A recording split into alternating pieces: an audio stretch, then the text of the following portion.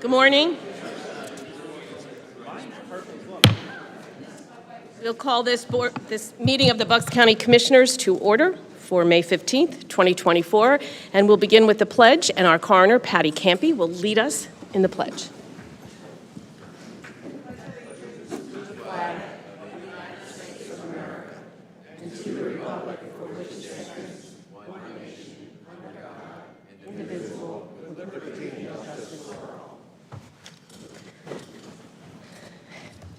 Thank you, and you'll notice no one's sitting up front, they're all around the sides, so I guess that must mean it's EMS week.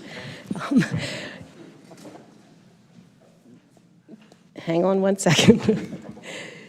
So Commissioner Harvey has the proclamation for EMS week, and if you'd like to read that. Thank you, Madam Chair. Whereas emergency medicine is a vital public service directly responsible for saving, extending, and improving countless lives each year. And whereas the members of the emergency medical services teams are ready to provide life-saving care to those in need 24 hours a day, 7 days a week. And whereas access to quality emergency care dramatically improves the survival and recovery rate of those who experience sudden illness or injury. And whereas the emergency medical services system consists of first responders, emergency medical technicians, paramedics, emergency medical dispatchers, firefighters, police officers, educators, administrators, pre-hospital nurses, emergency physicians, trained members of the public, and other out-of-hospital medical care providers. And whereas the theme of EMS Week 2024 is Honoring Our Past, Forging Our Future, which pays tribute to the brave frontline professionals who paved the way to create the EMS profession as we know it today. And whereas Bucks County's emergency medical services teams, whether career or volunteer, engage in thousands of hours of specialized training and continuing education to enhance their life-saving skills. And whereas the County of Bucks wishes to recognize the value and accomplishments of our emergency medical services providers, now therefore do we, the Board of Bucks County Commissioners, hereby proclaim the week of May 19th to May 25th, 2024, as Emergency Medical Services Week throughout the County of Bucks. In doing so, we join all Bucks County residents in thanking those who have dedicated their lives to ensuring the safety and well-being of others through the administration of swift, life-saving medical treatment. Thank you, Commissioner. And we have Chris Woods, our Deputy Director of Bucks County Emergency Health Services here. Welcome. Thank you, Commissioners. Good morning, Commissioners, residents, and members of the EMS agencies of Bucks County. May 19th through the 25th marks the 50th anniversary of EMS Week. In a 1974 presidential proclamation authorized by President Gerald Ford, recognizing and celebrating EMS professionals and the importance of the work we do in our communities. Forging our future, the past holds immense lessons while committing ourselves to forge a future for the next generation of EMS professionals.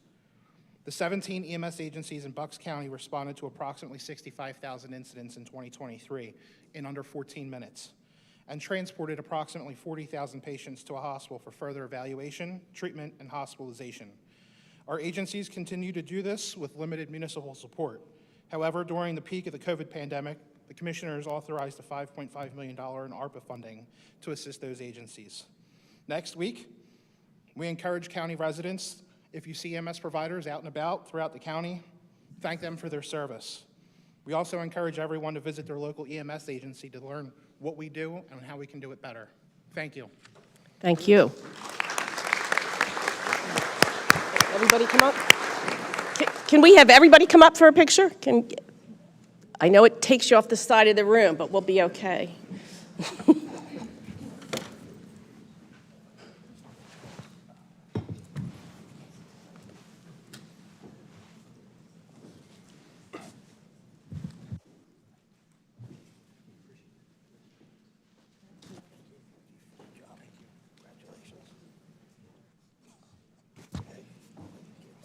Congratulations.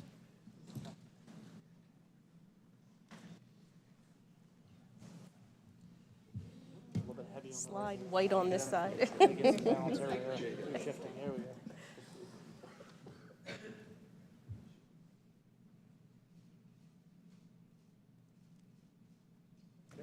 you. Good seeing everybody.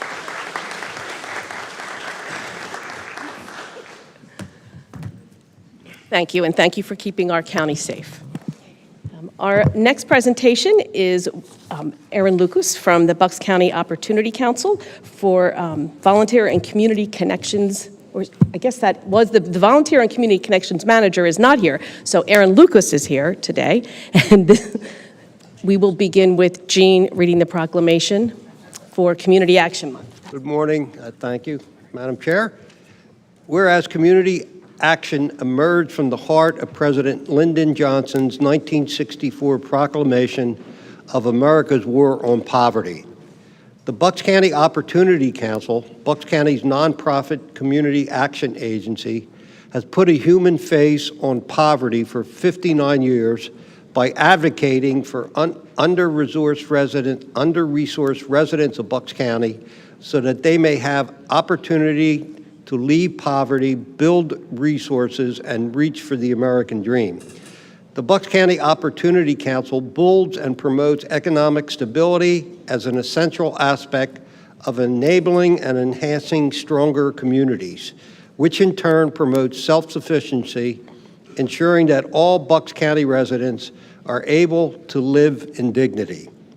The Bucks County Opportunity Council envisions a vibrant organization and community where people of all races can achieve economic security by acknowledging the need for racial equality to create systematic change.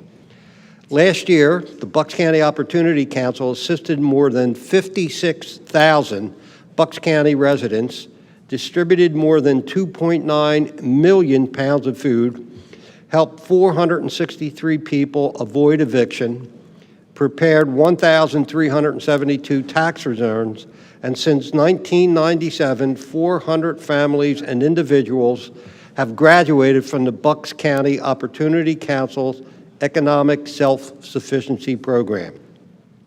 The Bucks County Opportunity Council will continue to implement innovative and cost-effective programs locally to improve the lives and living conditions of the impoverished, continue to provide support and opportunities for all citizens in need of assistance, and continue to be a major voice of reason in establishing welfare system reforms. Now, therefore, do we, the Bucks County Board of Commissioners, hereby proclaim May 2024 as Community Action Month throughout the County of Bucks. In so doing, we commend the hard work and dedication of the Bucks County Opportunity Council Incorporated, the designated nonprofit community action agency for Bucks County. We encourage all citizens in Bucks County and beyond to support the Bucks County Opportunity Council and their efforts. Congratulations. Thank you, and you are not Aaron Lucas. You are I Joe am not. Kozo, so we are welcoming you here, Joe. Thank you for being here. Thank you, Commissioners Harvey, Marseglia, and DiGirolamo for this proclamation and recognition of May as Community Action Month. People often ask, what is community action? We like to say it is the authority on addressing poverty in every community. BCOC is part of a network of over 1,000 community action agencies around the country. There are 43 here in the Commonwealth itself, and we all work to address and provide resources to poverty on a local level. Each agency uniquely addresses the social determinants of health through various programming informed by regular community needs assessment to understand the needs of those most vulnerable in every community. Because poverty looks different here in Bucks County than it does in Potter County, than it does in Westmoreland County. So it's very important to keep the local aspect of what we do. Our mission at BCOC is to reduce poverty and partner with our community to promote economic self-sufficiency. As Commissioner DiGirolamo mentioned, we served over 56,000 people through our 5 main programs: housing, food, weatherization, volunteer income tax assistance, and economic self-sufficiency. We are grateful to work in partnership with many of the provider agencies here in Bucks, along with departments of housing and human services here in the county. As the Commissioner mentioned, this year we celebrated our 400th family moving out of poverty Through education, training, and employment, they now have a living wage and are no longer on government assistance. Every private dollar that we raise saves over $4.60 in government subsidies. This year's class of 17 increased their income by over 200%. And given the economy the way it is, that is quite a challenge that they overcame. One family at a time, we are breaking the cycle of poverty. Thank you for your continued support of BCOC, and we are proud to be in such a wonderful place to live and work, Bucks County. Thank you, and thank you for being our partner in this.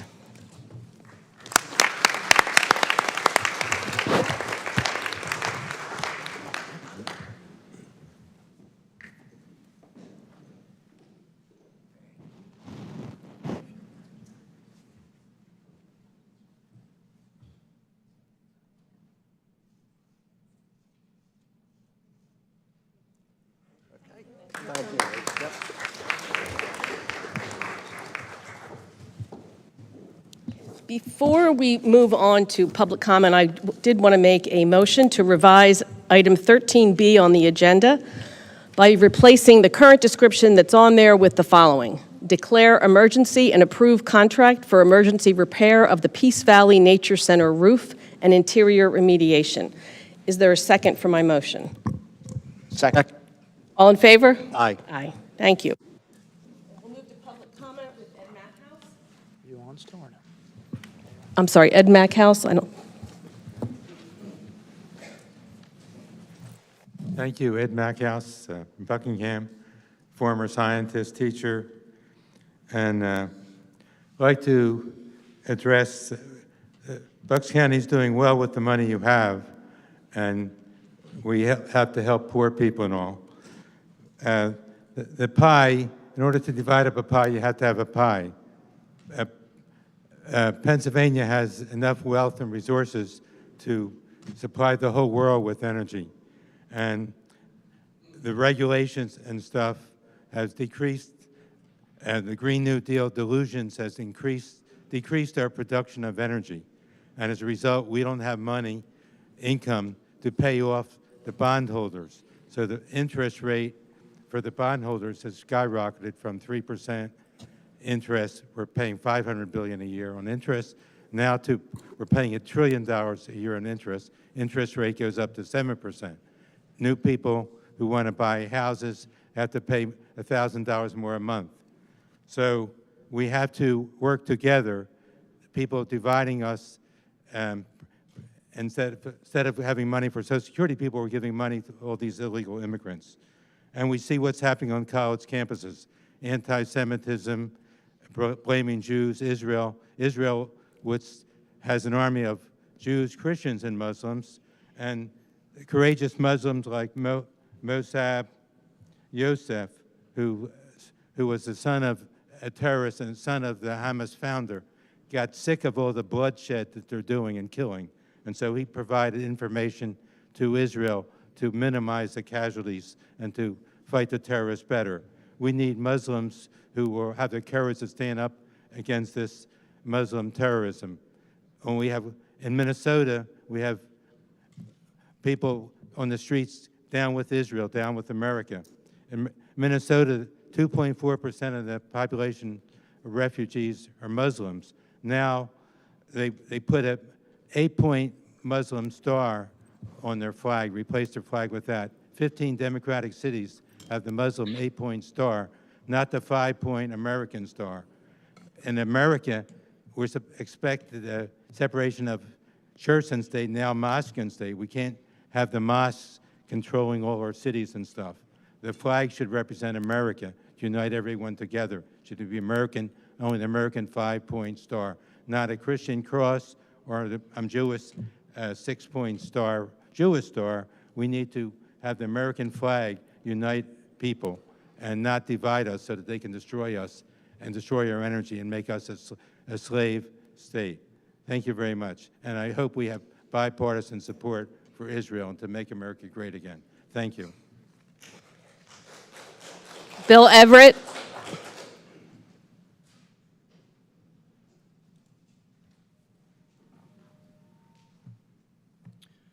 Good morning. My name is Bill Everett, and I am an elected committeeman in Middletown Township. My topic today is election integrity. I am a member of the Bucks County Election Integrity Task Force, led by Beth Roth, with a membership of approximately 130. Our goal is to educate ourselves on all aspects of the election process and bring issues, concerns, and recommendations to your attention for possible resolution. I have two topics to address with you this morning. Number one, our 2% election recount requirement, and number two, a recommendation for improving logic and accuracy testing. So our 2% election recount requirement is clearly documented in the report issued by the Secretary of State, Al Smith, on June 30th, 2023. The report is titled PA Department of State Certification Document for the Clear Ballot, Clear Vote. The report has 98 pages in length, and page 24, section C, is the section that I want to read to you for comment.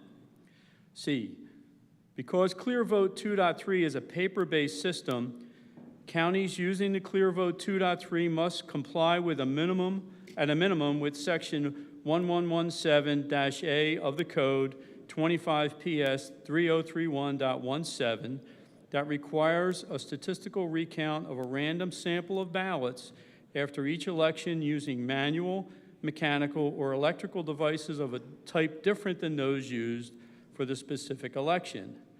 This audit must be conducted via a manual count of the voter-marked paper ballots exclusively. Counties must include in the sample ballots such samples as may be marked by the ADA-compliant components. Counties are advised to consult the directive concerning the use, implementation, and operations of electronic voting systems by the county boards of elections used by the Secretary of the Commonwealth on June 9th, 2011, and any future revisions or directives that may apply to audits of the electric voting systems. So that's section C.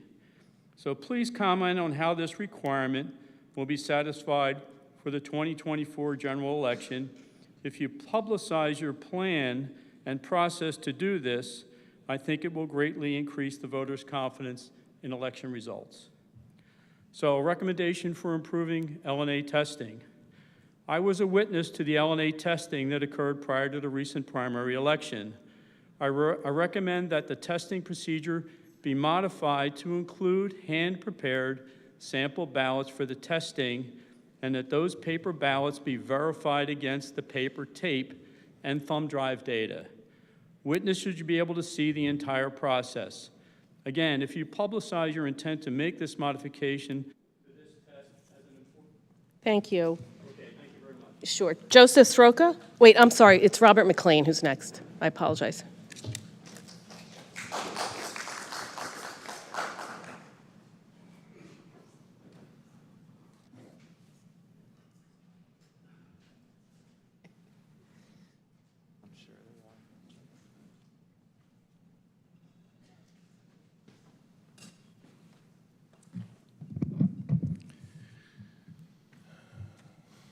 Good morning. Robert McLean, Milford Township. My topic is the radical disease of secularism. There is no ultimate political solution for our dilemma, only one that will delay the erosion of our nation. Our moral system rises out of what God we worship. Our society must have a shared moral consensus to survive, otherwise we will descend into anarchy and disruption.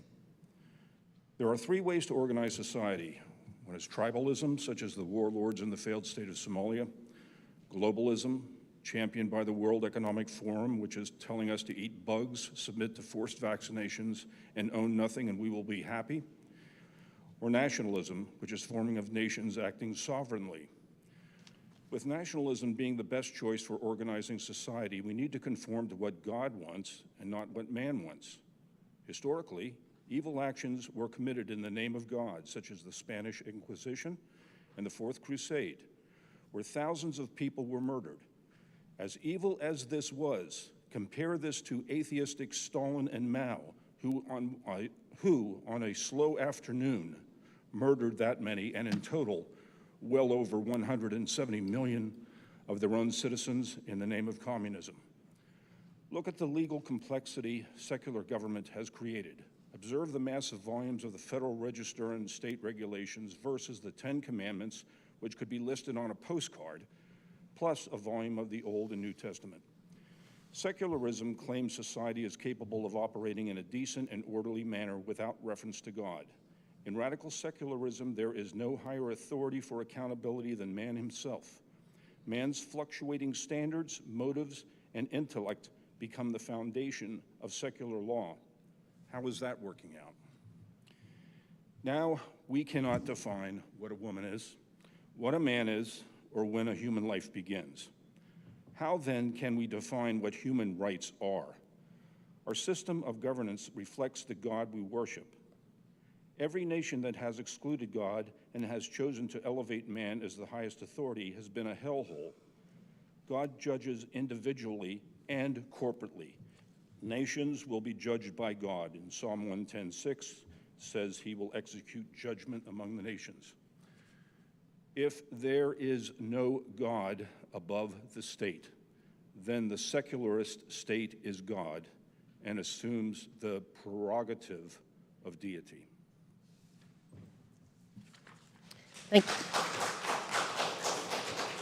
Thank you, Joseph Sroka.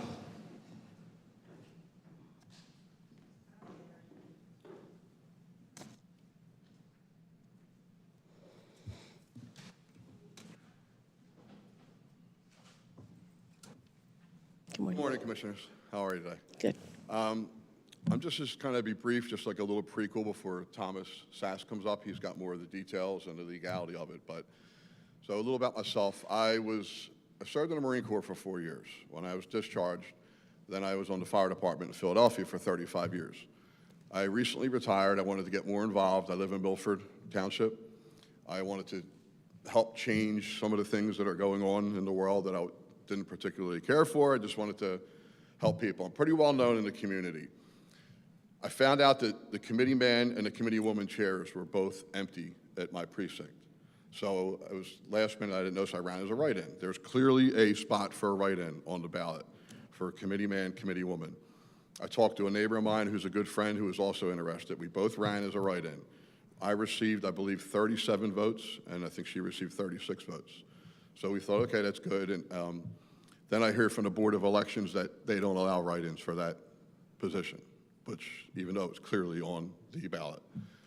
So that's what I'm here for, to kind of dispute that and wonder why they would rather leave the seat vacant than have someone there that can help people, that they know that they can reach out to get people out to vote, et cetera. But for some reason, they would rather leave a vacant seat. It just doesn't seem right.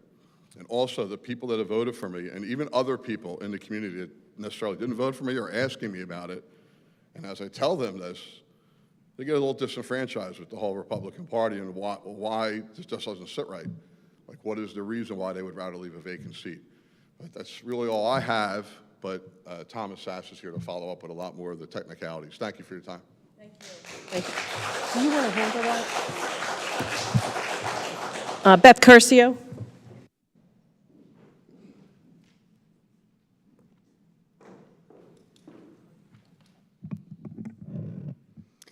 Good morning. From the Wall Street Journal, every 11 minutes we lose another young person from fentanyl poisoning. This is a direct result of the Marxist Biden regime that stole the election in 2020.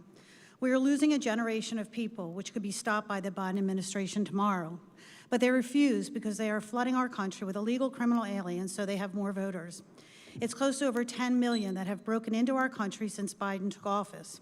They are being brought in on the taxpayer's dime and given free everything, medical, housing, food, etc. Most households are working 2 to 3 jobs just to keep a roof over their head. Young people can't afford houses and cars. The only job growth is in government, which is sucking the life out of our once great country. Government produces nothing but hardship for the people. Our founding fathers wrote the Constitution and the Bill of Rights for these times. You see, they knew it would happen because they had escaped tyranny. Our Governor, Josh Shapiro, implements things like registering them to vote when they get a driver's license. No criminal illegal alien should get a license in any state. Governor Shapiro is also trying to start a count of mail-in ballots 7 days before the election, just another way to steal the election. We are now living through catastrophic consequences of a stolen election. Why do I bring this up at a county meeting? Because these so-called selected representatives are not representing the people of Bucks County. They are only enriching themselves and their political aspirations. This is exactly why they refuse to hold town halls. Believe me, it kills them to give us these 3 minutes. Our county commissioners are promoting Vision 2040, which is just Agenda 2030 with a different name and timeline. That's when most of your liberties will be gone if you don't stop them now. Tracking, tracing every banking, phone, where you go. Start observing more and more cameras and towers everywhere. The government will take your children if you don't groom them the way they want. The World Health Organization will control what you are forced to inject into your bodies and those of your children's bodies. If they choose to call a lockdown, they will. Go to these websites, they tell you their plans. They must destroy America to achieve their global goals. Just think of their power when right here we have county commissioners that mandated toxins to be injected in all employees' bodies. Doesn't it ever amaze you that suddenly they have a vaccine to save you from a made-up virus, but no cure for cancer, just toxic treatments? Ask yourself, why are people so sick today? We have been being poisoned through vaccines, pharmaceuticals, along with our food system. They use fear porn from the Marxist-controlled media, education system, and now medical system. If you don't believe me, start studying real history in old history books. The Marxists own the media, social media, and at this point, DC. Communism doesn't knock on the door and say, "Hi, I'm here," to enslave and control you and possibly kill you. It's a slow drip over many years by slowly indoctrinating you, stealing your wealth through inflation and central bankers known as the Federal Reserve Bank. Thank you. Thomas Sass.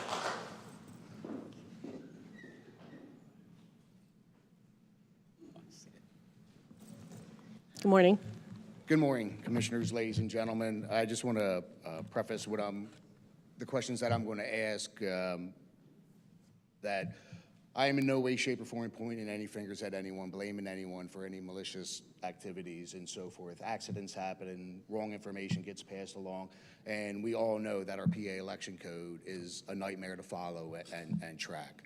So how I got involved in this, I am a parliamentarian with 16 years experience. I was trained by Supreme Court Justice, the Honorable Seamus McCafferty. I worked with him on many other different projects for Marine veterans, homeless veterans, et cetera, setting up organizations and handling Robert's Rules of Order and other parliamentary procedures. I brought copies of the information that I'm going to ask questions in reference to, so anyone who would like that information, it is here. So very quickly, duly elected individuals are being denied certification by the Board of Elections. Write-in candidates for committeeman, committeewoman.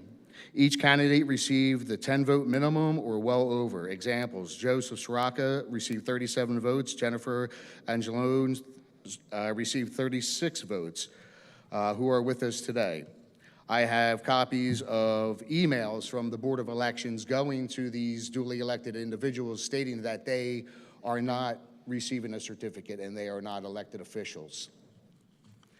The email to Joseph Sraka states, write-in votes do not apply for Republican Party offices. PA election law dictates otherwise, as listed. PA Code 25 PES, Section 3155 is followed for write-ins in almost every county in Pennsylvania. This is the first county that I've encountered that it is not being followed. Act 320, Article 8, Section 807, the members of all party committees and other party officers whose election is required by the party rules shall also be elected at the spring primary in the manner provided by this act. 2, the county committee of each party may make such rules for the government of the party in the county not inconsistent with law or state rules of the party. Section 810, candidates for other party offices who receive plurality of the votes of the party electors at a primary shall be party officers of their respective parties. This is in the law. Certification of duly elected committeeman, committeewoman. The assignment of the certification comes from the Board of Elections and not the campaign fundraising arm of the Republican Party, otherwise known as the Bucks County Republican Committee. What I just stated is outlined by the Bucks County Republican Committee on their website.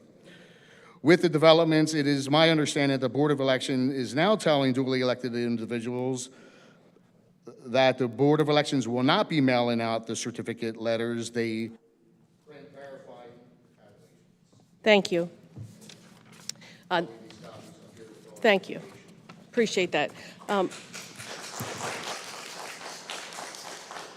So the first thing I just wanted to clear up is someone mentioned an election integrity task force. I just wanted to clear up that is not a county-sanctioned or a commissioner or a Board of Elections appointed task force. It's self-appointed. The second thing was just a general comment regarding the questions on the election. Bucks County follows Pennsylvania's law. We follow the law exactly, and we strongly suggest if you're having concerns about it, that you talk to your state representative or you talk to your state senator. And with regard to the committee person questions, I'll ask our solicitor, Amy Fitzpatrick, to answer those. Sure, I'd be happy to. And I apologize if there's been some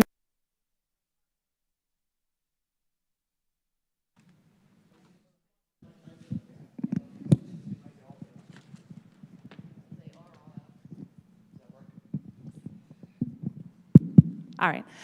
Again, Amy Fitzpatrick responding to the questions related to the committee person. First, I apologize if there's been some miscommunication from our Board of Elections, but let me explain what likely happened here.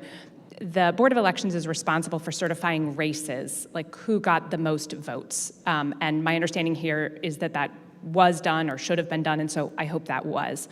But with regard to eligibility for political offices, which is what committee races are, eligibility is determined by the parties. And I don't have them in front of me, but my understanding is for the Republican Party, if that's what this relates to, the bylaws may be quite dated. I believe they go back to the 1970s, and there are aspects of those bylaws that dictate the eligibility for Republican committee people. Unfortunately, that political lane is not the right lane for the Board of Elections. Again, their role is to simply certify race winners of who got the most votes. And so those results should have been certified, and I believe were included in the certified results that went to the Department of State. Is that accurate? Okay, thank you.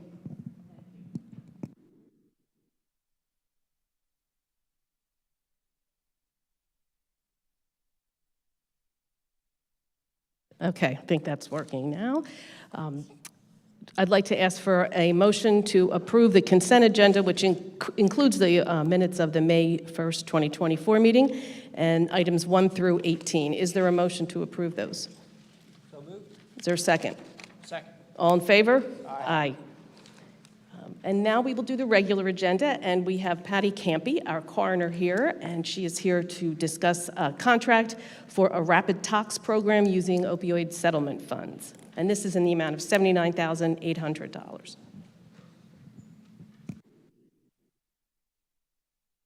Hi, good morning, commissioners and everyone else. Thank you for letting us come and talk about the Randox. I'm like super excited about this. It's going to be a real game changer. As a mom and a grandmom, I'm very passionate about the opioid epidemic. And I was, since I started way back in January, years ago, I've been trying to find ways to improve our office and save money. Don't get too excited because I'm going to spend it after I save it. And I've been looking, and so we discovered the Randox, and we applied for a grant from the Opioid Settlement Fund, and we were awarded it, and I should get it in a couple weeks, and we have a couple slides explaining it to you.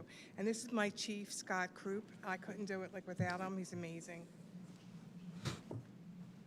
Hi, so my name is Scott Krupp, Chief Deputy at Bucks County here. Didn't realize we'd be following EMS Week proclamation. We are the unfortunate opposite end of that, so we'll try not to bring this meeting down a little bit too much. Could it be next slide? So simply put, we are oftentimes looking for new methods, technologies, anything that can aid us in our daily work and jobs to ultimately help serve the community.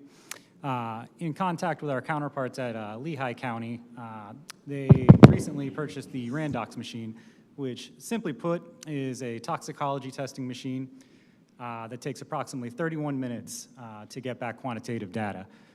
Normally for us, it's approximately 6 weeks to receive that same data. So it does 3 major areas for us. One, we can have test results back extremely fast, which we can then get the results back to the families who are often looking for answers to their questions, which can greatly aid in the grieving process. As you can see on the data there, in 2022 and 2023 combined, we had 308 confirmed deaths from an overdose involving illicit and prescription medications. Oftentimes with that, there are no physical signs that we can see when we do the autopsy, and we heavily rely on toxicology testing. With those cases, it costs the county approximately $200,000 per year. Our current toxicology testing is about $300 per case. With the Randox machine, that's cut down to about $39 per case. Next slide. So just to kind of go over what Randox does, it's not a new or random company. They've been in the game for about 35 years now, and it's court-proven, it's peer-reviewed. Currently, there are only other 3 counties in the entirety of the U.S. that use this machine. We will be the 4th. So we're trying to maintain and be on the forefront of technology. We've been working hand in hand with the Bucks County District Attorney's Office to review the process and to make sure everything can still proceed with any sort of prosecution that may come from any case that's involved with any sort of drug overdose. So like I said, the results can be achieved in as little as 31 minutes as opposed to the industry standard, which is about 6 weeks. So next slide. So the machine itself can test for just about every major illicit drug that is out on the streets that we are finding these days in our current toxicology testing. Per the results in the PowerPoint there, we have the major ones, heroin, fentanyl, MDMA, benzodiazepines, and amphetamines, and xylazine currently as well. And they are adding new ones every single day that we see that pop up now. Next slide. So like I said, there are 3 major advantages for the county. We will be able to certify death certificates for families much faster, so giving them the answers that they want, which can greatly aid in the grieving process. We'll be able to finalize death certificates at a much faster rate, which allows for them to probate their estates and claim life insurance policies. The office will be able to save approximately about $200,000 per year, which we do hope to then in turn use internally to maybe hire another full-time employee or more part-time employees, dependent. And then thirdly, we can supply almost real-time data to law enforcement and the district attorney's office and the Drug Task Force Agency. So thank you for allowing me to talk. Any questions or? Let's see, any questions from? No, I think obviously we really appreciate the work you put into it and look forward to supporting this. And as you said, certainly we know that 308 overdose deaths is 308 too many. But if there are, for our law enforcement, for our social service providers, for our hospitals, and district attorney's office, if there is sort of a bad batch of something going on, this allows them to find out about it in roughly half an hour in real time, which allows all of those entities, from police, medical, et cetera, to respond and be ready more rapidly and hopefully save lives. So I appreciate, and obviously, as you said, all the benefits to the families who are going through a difficult time already. So no, I appreciate your work on this. Thank you. Thank you. And I just will add that you are right. The families who are waiting those torturous weeks, we don't want to think about that, but that's a very difficult time. Sometimes it's not drugs, and that will make them feel good too. Sometimes it's something natural. Right. It does happen. So those answers are important. And thanks, I see Diane Rosati is here as well, and we thank the Bucks County Drug and Alcohol Commission and the Opiate Task Force for funding this. So thank you. Is there a motion to approve item 19? So moved. Is there, all in favor? Aye. Is there a motion to approve the personnel actions for today? So moved. Second. All in favor? Aye. The other civics motions for today are the Ark Wildlife Rehabilitation and Education Center for $2,000, the Feasterville Trevose Lions Club for $2,000, No Longer Bound for $2,000, and Rolling Harvest Food Rescue for $2,500. Is there a motion for those? So moved. Second. All in favor? Aye. Moving to our Chief Operating Officer's report. Thank you, Commissioner. I'm going to invite Diane Rosati up to the podium to talk about Prevention Day, which is happening right now, and also an update, excuse me, on Drug Take Back Day. Thank you very much. Good morning, everyone. I am so happy to be here today to share two really important pieces of information. One is a follow-up to the last time that I spoke with you, and that was on our April 27th medication take-back. So thank you to everyone here and everyone tuning in, and to all of our residents. Bucks County far exceeded what we had expected collecting. So I'm just going to share with you a little bit of information on what we collected on that day in terms of poundage, which I know is important for folks to know about. In Bucks County, we collected 10,122.45 pounds of medications, including sharps, which is just incredible.